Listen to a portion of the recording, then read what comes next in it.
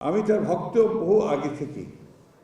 তার লেখাগুলো যখন পড়তাম এবং তার সম্পর্কে নয়, তার বাবার সম্পর্কে আমার বাবার কাছে শুনেছি, সব মিলিয়ে তিনি আমার কাছে অত্যন্ত একটা উঁচু জায়গায় অবস্থান করতেন, শ্রদ্ধার জায়গায় অবস্থান করতেন।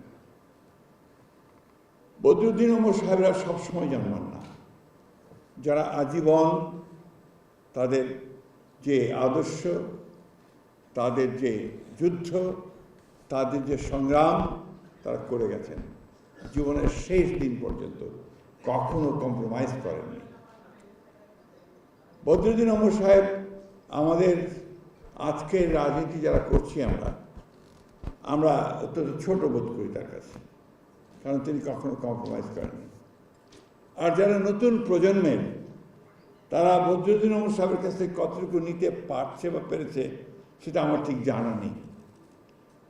একটা কথা এখানে খুব জোরে সরে এসছে বদরুদ্দীন ওমর সাহেবের কথাগুলো থেকেই, সংগঠন সংগঠন সংগঠন।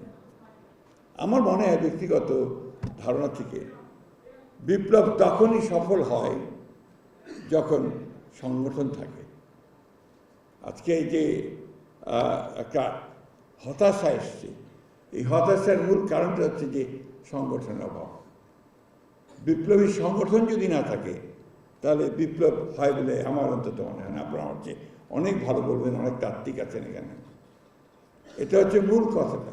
তো সেই সংগঠনকে গড়ে তুলতে হলে আমার মনে হয় যে আজকের যারা বিপ্লব করতে চান, সমাজ বদলাতে চান, যারা সাধারণ মানুষের অবস্থার পরিবর্তন করতে চান, তাদেরকে অবশ্যই সেই সংগঠনকে শক্তিশালী করতে হবে, আরও মজবুত করতে হবে এবং একেবারেই বদরুদ্দীন ওমর সাহেবের ভাষায় মানুষের কাছে চলে যেতে হবে।